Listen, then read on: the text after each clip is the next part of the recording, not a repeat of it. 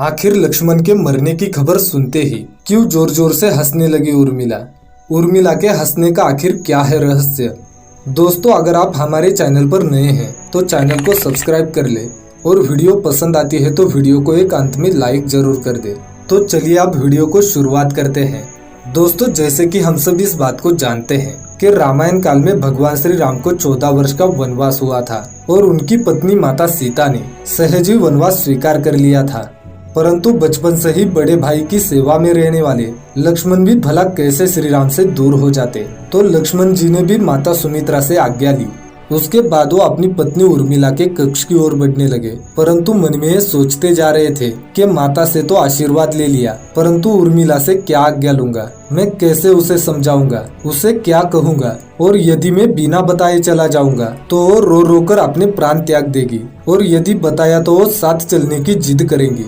और यही सोच विचार करते लक्ष्मण जी कक्ष की ओर पहुंचे तो उर्मिला आरती की थाल लेकर उनका इंतजार कर रही थी।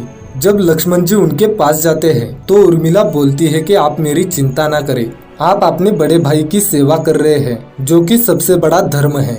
आपकी सेवा में कोई भी बाधा ना आए, इसलिए मैं आपके साथ आने की जिद नहीं करूंगी। तो लक्ष्मण जी निश्चित होकर अपने बड़े भाई श्री राम के साथ जाने के लिए तैयार हो जाते हैं। लेकिन उससे पहले ही उर्मिला जी ने अपने कक्ष में एक दीपक जलाया और उन्होंने भगवान से विनती की कि मेरे नाथ के सांसों को कभी बुझने मत देना। लक्ष्मण जी वहां से तो चले गए, लेकिन उर्मिला एक तपस्वी की तरह कठोर तप कर रही थी और वो कठोर तप था नींद। अब आप बोलेंगे ये कैसे संभव है। दोस्तों, दरअसल वनवास के समय लक्ष्मण जी हमेशा अपने भाई श्री राम और माता सीता की सेवा में लगे रहते थे, जिसके लिए लक्ष्मण जी ने नींद की देवी यानी कि निंद्रा देवी से एक वरदान मांगा कि पूरे वनवास के 14 वर्ष तक उन्हें नींद न आए, ताकि वो तीनों पहर अपने भ्राता और अपने माता की सेवा कर सके और उन्हें बुरे संकटों से बचा सके।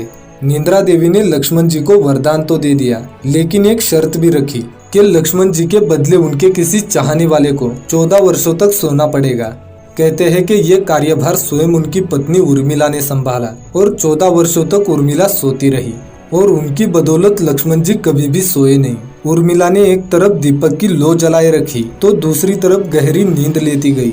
कहते हैं जब लक्ष्मण जी और मेघनाथ का युद्ध हुआ तो उस समय लक्ष्मण जी मूर्छित हो गए थे, जिस कारण उर्मिला राजभवन में जाग गई थी। वो वाला प्रसंग तो आप सब जानते ही होंगे। जब हनुमान जी जड़ी बूटी लेने के लिए हिमालय पर्वत जाते हैं तो वहां से जब पहाड़ लेकर आ रहे थे तो उन्हें आते समय अयोध्या के ऊपर से गुजरना पड़ा।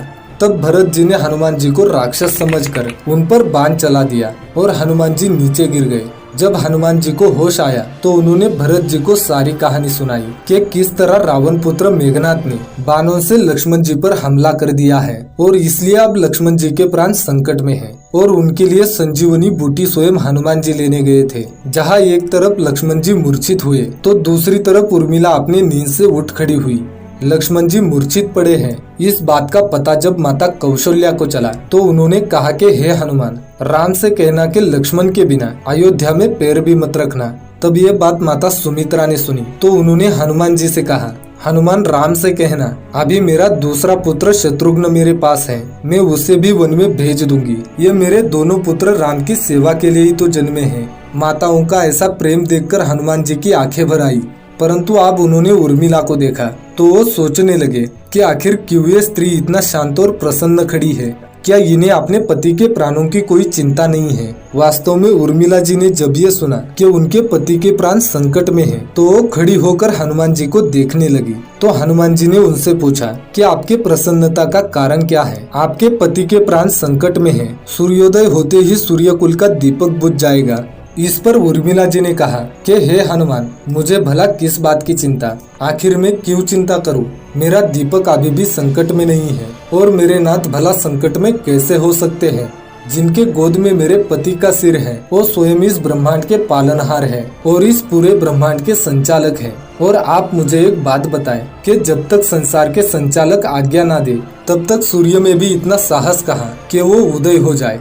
दोस्तों, आपके इस प्रसंग के बारे में क्या विचार है, हमें कमेंट बॉक्स में जरूर बताएं। और आपसे विनती करता हूँ कि वीडियो पसंद आई हो तो वीडियो को एक लाइक जरूर कर दे। तो चलिए मिलते हैं अगली बार ऐसे ही एक नए टॉपिक के साथ। तब तक के लिए आप अपना ख्याल रखें।